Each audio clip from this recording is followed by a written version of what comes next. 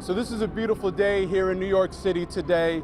My name is Andre Richardson. I'm the campaign manager for Flavors Hooks Kids NYC, and we are a coalition of over 100 community groups, nonprofits, pastors, students, teachers, clergy members, and civil rights groups. And I want to thank our coalition for all of their hard work, and I want to thank Councilman Mark Levine as well for all of his hard work that brought us here today. Thank you. And with that, I'm going to let the councilman give some brief remarks. Thank you, Andre. Good morning, health activists. Good morning. Today, we are on the brink of an historic win against the forces of big tobacco. We are taking a momentous step to protect the health of our young people, a step that has been too long in coming. We have waited far too long. This country has been asleep at the wheel as the epidemic of teen vaping has spread. We did nothing when these products hit the market with their sleek designs and intense doses of nicotine. We did nothing when these companies debuted every fruity, minty, candiest flavor you can imagine. Flavors that they knew and we know appeal to kids. We did nothing when middle school students reported that they are afraid to go to the bathrooms in their schools because they know many kids will be vaping there. As a result of this inaction, this epidemic has ensnared 5 million teenagers in this country. 5 million teenagers in this country. And in New York City and elsewhere, the estimate is that 1 in 4 high schoolers and 1 in 10 middle schoolers has used vaping products in the past year, potentially condemning them to a lifetime battle against nicotine addiction. This has been a national failing, and there is no more grotesque example of that than the actions of the Trump administration, which, after grand promises to protect kids, yielded to the pressure of the tobacco industry lobbyists and right-wing political consultants. And Trump has now done a total 180 and has folded in the face of this pressure. Well, we are not folding in New York City. No, we're not. We are taking action today to protect our kids from the danger of flavored e-cigarettes. And I want to acknowledge that our fight is not over in the battle against all flavored tobacco products. That is our goal. Yeah. To protect kids from all flavored tobacco products, both e-cigarettes and traditional cigarettes. But today, nonetheless, is a huge step forward. It would not have been possible without one of the most incredible coalitions I've ever had the honor to work with. All of you. I want to shout out not just Flavors Hook Kids, which are amazing. You can give them a big round of applause. Yeah. I want to shout out the American Heart Association, the American Cancer Society, the American Lung Association. I want to shout out the NAACP and all the civil rights activists. And I especially want to shout out the parents and kids who've been at the front of this movement. Thank you, PAVE. Proud to wear the button. So I have to go upstairs to begin a long day of hearings and press conferences leading up to this historic vote. Thank you to everyone for joining in this fight and for making history today. Let's do this. All right. Thank you so much. You got it. Appreciate it. So while the flavored piece is going to come up for a vote today, the coalition and myself, we are extremely disappointed that there is not going to be a vote on menthol. We know that 85% of black folks smoke menthol cigarettes, and it is the most addictive flavor. This is the flavor that big tobacco has peddled through the black community for decades upon decades with hypnotic advertising and sinister techniques to hook our communities. We have 37 sponsors currently on the menthol bill. We are asking for the Speaker of the City Council, and we are asking for the rest of the City Council members who have not sponsored this bill to come on and sponsor this bill. We need them to show real leadership. If we are not here to represent the most vulnerable voices among us as elected leaders, then what are they even doing here? As the councilman said, the FDA has recently released a report that 5 million kids have gotten hooked on electronic cigarettes. That is by no accident. That's more people that live in Brooklyn and Manhattan combined. Every day that we do not act on this bill, potentially another black kid can get hooked on menthol cigarettes and shorten his life. This is the biggest killer of black people. It's not guns, it's menthol cigarettes. These products have been pushed for decades upon decades through tricks and getting us hooked time and time again. We have an opportunity to reverse the ill effects that have been put on our people for decades. Again, I'm asking the city council to step up and show leadership. We have 37 co-sponsors. We're gonna keep pushing until we have all of the city council on board with this bill.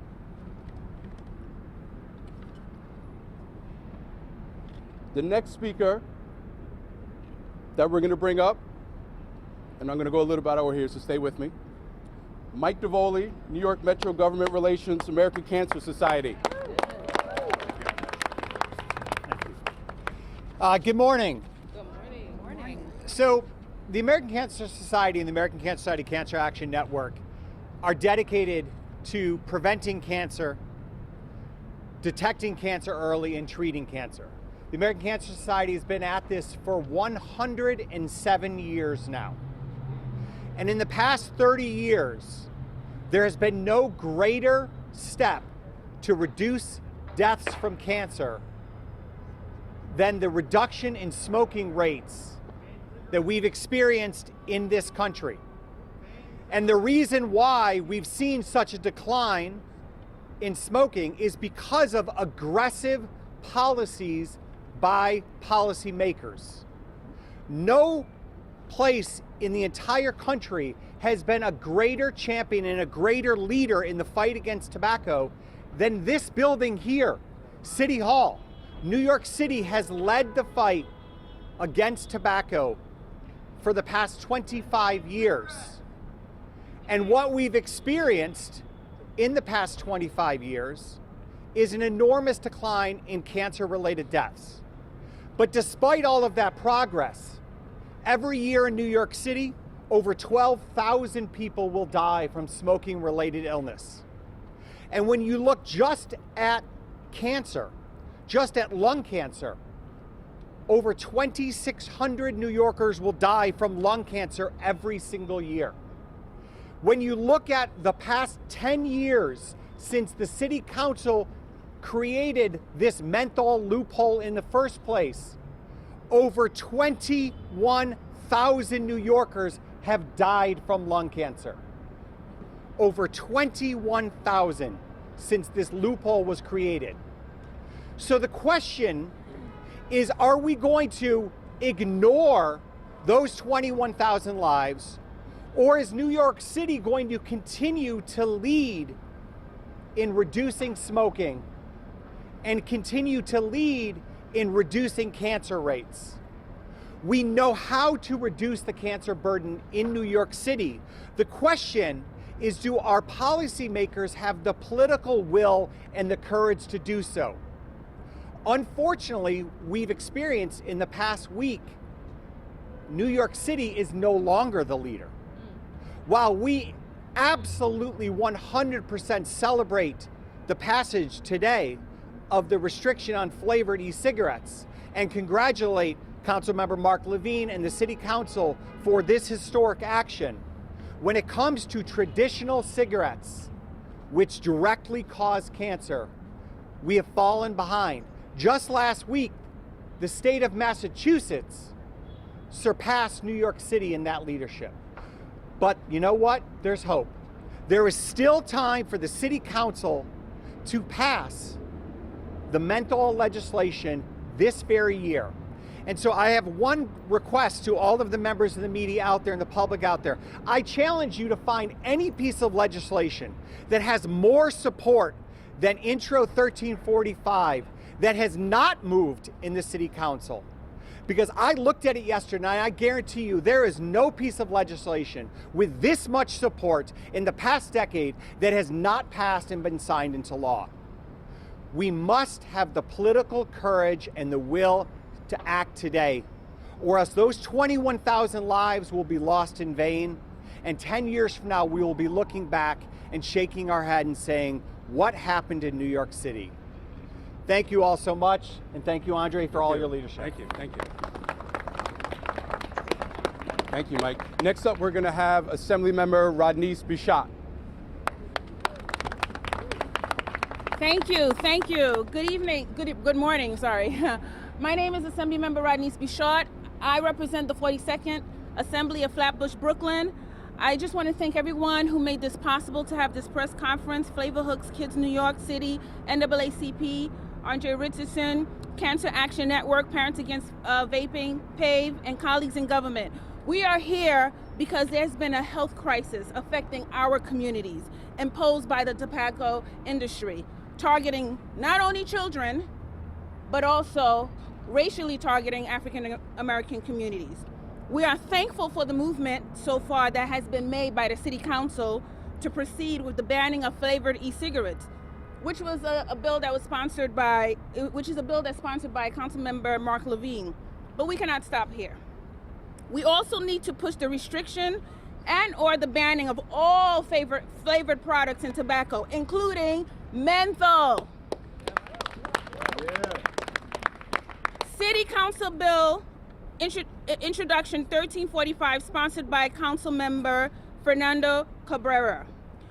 Let me let you also know that I also am carrying a bill on the state level with Senator Hoyman on banning the menthol and flavor chemicals in tobacco across the state. But we want to start here first. That's right. We want to start with the city, and then we want to take it all across the state. Statistics shows that menthol and flavored products in tobacco have been used to hook children and communities of color on a lifetime addiction.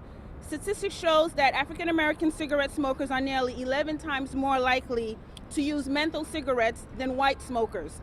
In New York City alone, 85% of black smokers use menthol compared to only 23% white smokers. Generally speaking, the leading cause of death in African Americans are heart and lung disease by tobacco used and inhaled. African Americans are believed to be one ethnic group to suffer disproportionately from smoking caused chronic and preventable diseases. It is estimated that 1.6 million African Americans under the age of 18 and alive today will become regular smokers, and about 500,000 of these individuals will die prematurely from tobacco-related disease. Based on the evidence submitted by Brown in the Brown versus Philip Morris case, menthol cigarettes account for between 60 to 75% of the cigarettes smoked by African Americans, and that was many years ago. And 90% of African American youth smokers smoke menthol. Now, I want to thank the Attorney General, Letitia James, for filing a lawsuit against Juul. Let's give it up. Yeah. Let's give it up to our Attorney General. Juul is the e-cigarette company because its deceptive marketing practices illegally sold e-cigarettes to minors on its website and through third-party retail stores failed to warn consumers that Juul e-cigarettes contain nicotine and falsely marketed them as a safer alternative to traditional cigarettes. Well, we now are respectfully calling on our Attorney General, Letitia James, to do the same with menthol and flavored products in tobacco, where the tobacco industry has racially targeted black youths and black adults with intentional racial discrimination and a conspiracy of deception and misrepresentation against the African American public.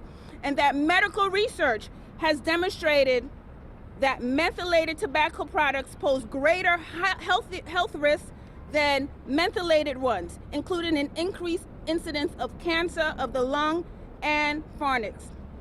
Now, please allow me to dispel the false narrative pushed by the tobacco industry and their supporters that the act of banning menthol in the City Council bill will create dangerous interactions between black people and the NYPD, just like in the Eric Garner. That is not true. Let me tell you something. The City Council legislation does not make the purchase or the sale of menthol cigarettes a criminal offense. What does that mean? No one will get arrested, okay, if found possession with menthol cigarettes. It is a fine to the licensed retailer at the point of sale, and no one with possession, even if they're found with boxes in their car, would get arrested. Additionally, we are working with NYPD and the district attorneys to limit any unnecessary interactions with police over loosey cigarette sales. Please note that this bill, again, as you heard, has tremendous support by city council members, including the vast majority of the Black and Latino Asian caucus, and black leaders like in the NAACP, Mayor Dinkins and Representative Meeks. This bill is to prevent the health conditions that can lead to death. I know, I am a black woman. My father died of lung cancer. He was addicted. He was addicted to flavored tobacco. So those who are misleading civil rights and social justice claims to block the critical health protections of my people is insane and quite insulting to the intelligence of our community. Also neglecting the fact that we as legislators have done a number of profound legislation like bail reform, the closure of Rikers Island, raising the age. In addition, we have progressive district attorneys like DA Eric Gonzalez and Darcel Clark, and have changed NYPD, their regulations under Mayor Bill de Blasio that had stopped racial profiling are some examples. Yesterday is not today. Ladies and gentlemen, enough is enough. New York City, the capital of the world, should be the model city. You heard, if they can do it in Massachusetts, we can do it here, right in New York City. Massachusetts has banned all flavored products, including e-cigarette, menthol cigarettes, and chewing tobacco. This great city can take the righteous stand and ban the sale of mentholated tobacco. And I pray that the City Council and my good friend, Speaker Corey Johnson, will do the right thing. Do the right thing. It's time for the most important city in the world to show leadership and restrict the sale of all flavored tobacco products, including menthol and flavored e-cigarettes. Thank you. Thank you, Assemblymember. Next, we're going to hear from one of the leaders that's been in this fight since day one, and that's Dorian Furman from PAVE. And Meredith Berkman. Thank you. Good morning.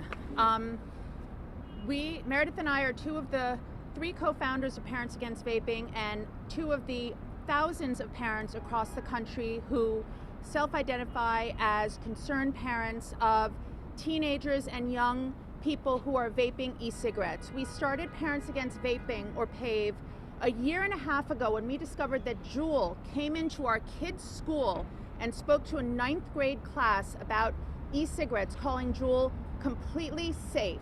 Since then, we have become aware of the predatory practices of Juul and other e-cigarette companies, marketing fun, fruity flavors to kids around the country on social media where kids live. These products are stealth by design. They are now disposable. They look like a flash drive, and they caught parents completely unaware. Last year, the Surgeon General and the FDA called vaping a youth epidemic when 3.6 million kids were vaping. Today, over 5.3 million kids in America are vaping. In New York State, 40,000 high school seniors are vaping, and in New York City, 29,000 middle school kids have tried flavored e-cigarette products. So we are here today to thank the City Council, Mark Levine, and all the council members for passing this incredibly important legislation to protect the kids of New York City from these flavored e-cigarette products. But flavors don't discriminate, and flavors are not only in e-cigarette products, flavors are in classic tobacco products. So I think First of all, it is a great day for us. We are thrilled and very, very grateful to Councilman Mark Levine, Councilman Mark Levine, and to the entire Flavors Hook Kids NYC coalition, which we are very proud to be working with for this bill. And again, this is an epidemic at all levels, in this city, in this state, across the country. We traveled last Friday, Dorian and I, to go to the White House for a 2-hour vaping summit. This is a very, very important issue. We hope the president will not reverse his original policy and will clear the market. But for today, we want to focus on getting these products out of the hands of New York City teens. But as Dorian said, flavors don't discriminate. They hook kids in all communities. And this morning, as I was getting ready, my son said to me, "Mom, make sure you make the point. Think about the kids that are being left behind because the menthol bill isn't being voted on." We're parents who care about kids. We care about everybody's kids. And so we know that while we are celebrating today, hopefully, that e-cigarettes, flavored e-cigarettes, will be taken off the market in New York City, we hope that the bill to ban all flavored tobacco products, including menthol cigarettes, which have been used to relentlessly target communities of color for decades, that bill has to move so that all kids are protected from all flavored tobacco. Thank you very, very much. All right, thank you, everybody. I know some of our folks have to get out of here. I'm going to take questions over here. But thank you, everybody, for coming out. We really appreciate it. Yes.